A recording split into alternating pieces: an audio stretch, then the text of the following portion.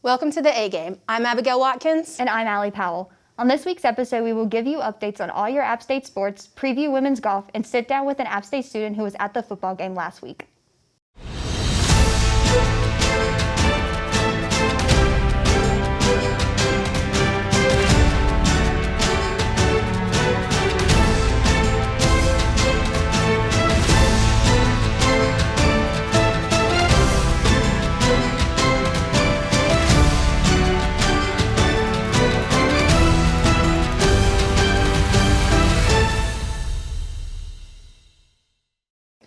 Last week, the football team opened up conference play with a win against Arkansas State. The Mountaineers kicked off the scoring on their first drive in the first quarter with a 46-yard pass from Zach Thomas to Christian Wells. On App's next drive, Deidre Harrington rushed for a 55-yard touchdown to end the first quarter 14-7. Mike Evans scored his first touchdown of his career by catching a 5-yard pass from Thomas at the start of the second quarter. Chandler Stanton increased App's lead by knocking down a 39-yard field goal. To end the half, Malik Williams caught a 16-yard pass from Thomas to make the score 31-7. App's defense held strong in the second quarter, holding the Red Wolves to 0 points. The third quarter opened up with the Red Wolves scoring a field goal and touchdown to close the gap 31-17. App State wasted no time with Zach Thomas capping off a floor play drive with a 60-yard touchdown run to make the score 38-17. The fourth quarter only saw one scoring play, with Christian Wells scoring his second touchdown of the game with a 20-yard pass from Thomas. App State's offense was on fire Thursday night, rushing for over 300 yards with 500 total yards in the game. Zach Thomas tied his career high with 4 passing touchdowns and his career high 82 rushing yards. Deidre Harrington rushed for 137 yards on 18 carries with 1 touchdown. Harrington is now averaging 109 yards per game and is one of the nation's leaders in rushing touchdowns with 7. Christian Wells also had himself a game with scoring 2 touchdowns on both of his receptions. Christian Horn and Mylan Tucker had their first career receptions. Coming into the game, Arkansas State averaged 38 points per game. The Mountaineer defense, however, held them to 17 total points. The Red Wolves also led the Sun Belt with 496 yards per game, with App holding them to 368. The defense had 6 sacks on the night, with Demetrius Taylor recording 2 of them. The App State defense held Arkansas State to only 4 third-down conversions across 16 third-down attempts. DeMarco Jackson earned his first 2 career interceptions. Both interceptions came in the end zone, helping to prevent Arkansas State touchdown. Trey Cobb also had a career-high 3 tackles for a loss. The football team will take on ULM on Saturday. The Mountaineers will enter the game 3-1, while ULM enters the game 0-6. The Warhawks have only had one game where they scored over 17 points, which came in their loss to Georgia Southern. The Mountaineers are favored to win. This game could also shape up to be another high-scoring game for App State. Last Friday, the women's volleyball team beat Georgia State 3-1, earning head coach Matt Genepro his 200th win. Lexi Kohut had a match-high 19 kills in a Mountaineers win.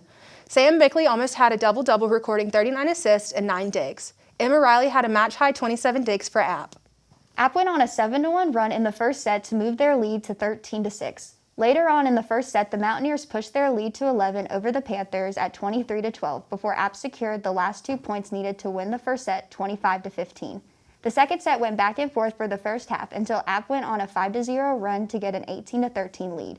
The Mountaineers pushed their lead to 22-14 until the Panthers closed the gap to 5 late in the set. Spicer recorded back-to-back kills to secure the second set for the Mountaineers. Georgia State took the lead in the third set before the Mountaineers tied the game up 17-17. The Panthers went on an 8-3 run to finish out the third set and force a fourth set.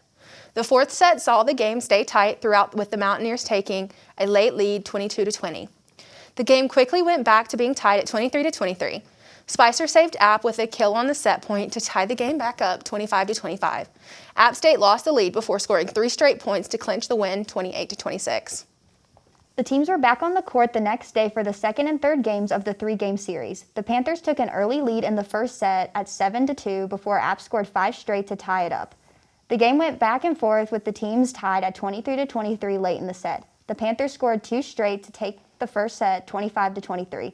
In the second set, App jumped to an early lead 10-4. The Mountaineers went on a late 6-1 run to push their lead 19-9. After that, App never looked back and won the second set 25-11. The Panthers took an early lead 8-5 before App came back and tied up the set 8-8. App took the lead 15-12 in the middle of the set before the Panthers went on another run to take the lead 18-17. The game was tied late in the set at 20-20 when Georgia State went on a 5-point streak to take the third set and go up 2-1. The Panthers opened up the fourth set with a quick 8-0 lead over App. The Mountaineers were able to chip at the lead to get within 6 of Georgia State, but that was not enough, with the Panthers taking the fourth set 25-18 and winning the second game. In the third and final game of the series, Denny had a career-high 16 kills and 9 digs, with Victoria Wilform recording a season-best 13 kills. Kane earned her first double-double with 30 assists and 15 digs. In the opening set, Georgia State jumped out to a 10-4 lead, with the Mountaineers never having a chance at coming back, with the Panthers scoring 11 straight points and taking the first set 25-16. The second set was not much better for App, with the Panthers turning a 10-8 lead into an 18-8 lead, ending with Georgia State going up 2-0 over the Mountaineers by winning the second set 25-24. In the third set, the Mountaineers were able to score 4 straight points to break an 8-8 tie and take the lead 12-8. App continued to pull away from Georgia State to take the third set 25-17 and force a fourth set. App took an early lead in the fourth set at 10-5. The Black and Gold pushed their lead to 13-8 before the Panthers came back and took the lead 15-14. The game was tied late in the set at 20-20. The Panthers took the lead back at 23-22 before scoring the final 2 points to take the fourth and final set at 25-22. The Mountaineers moved to 1-5 on the season and will take on the Sun Belt East leader Coastal Carolina here in Boone on Friday and Saturday. The women's soccer team beat Coastal Carolina last Sunday 1-0. Both teams tallied double-digit shots in the game and had clean looks at the net. The lone goal in the game came late in the second half when Haley Boyle's shot bounced off a CCU player and into the goal. Carrie Eagleston earned her 5th clean sheet on the season by saving 6 shots on goal. Eagleston also saved a penalty kick midway through the first half to keep the clean sheet alive. In the second half, App State came out strong with 8 shots. In the 76th minute, Kristen Seeley's corner kick connected with Jordan Roundtree, but was saved by the CCU goalie. The App State defense was on fire in the second half, only allowing 3 shots from Coastal. This win moved App to 4-8 in the season and 4-6 in conference play. App will finish 4th in the east side of the Sun Belt and travel to Foley, Alabama to compete in the Sun Belt Championship starting next week. Up next, we will talk with an App State student about their experience at the football game last week. I'm actually here at the A game, and I'm here with Grace, a student who went to the football game last Thursday. And my first question is, what was the stadium atmosphere like? It was different, obviously, but I think that everyone there was just so excited to actually be at a game that it still felt like as exciting as it used to feel. So that was really nice. So. Okay. How did getting the tickets work? I know it was like a raffle, but how did it work for you? So yeah, it was a raffle. You just had to enter your name, and then they sent you, if you got a ticket, they sent you a little barcode scan that they scanned at the gate, and they had different times for people to go in. Like if you were in section, say 106, you had a specific time that you had to get to the stadium. So I think that helped with not having people super close together. It was a pretty easy process. So. Okay. And you kind of mentioned this in the first question, but was the game in stadium different anyways from the past games? From the past games, like last season? During COVID? Yeah, pre-COVID. Oh, last season. Yes. I mean, it wasn't as crowded, obviously, which was kind of nice, but I did miss everyone being so loud and close together, and I went with my roommate, and even though we are roommates, we had to still stand 6 feet apart. So if we wanted to talk to each other, we had to yell or walk over. But I mean, the game itself was entertaining, and I'm definitely glad that I went. So. And what was the seating like there? I know you already said that you had to sit 6 feet apart, but yeah, pretty much everywhere. I didn't look up in the top section because I was in like the student area. But the student area, they had numbers that were in little like squares marked off by tape, and each of those squares were 6 feet apart, and you had a specific number that you had to go to. Were people wearing their mask, and what were the rules for wearing their mask? Yes, everyone was wearing a mask. I don't think I saw one person without one. They were required for you to even get in the stadium. And they had people like kind of patrolling to make sure that people didn't take off their mask and that people were still standing 6 feet apart. And they were really good about that. Like, I was talking to my roommate at one point and they came up and told us that we had to spread out again. So they were like on their game. So, okay. Yeah. And last question, in your opinion, do you think there could be more people at the upcoming home games, or do you think there were too many?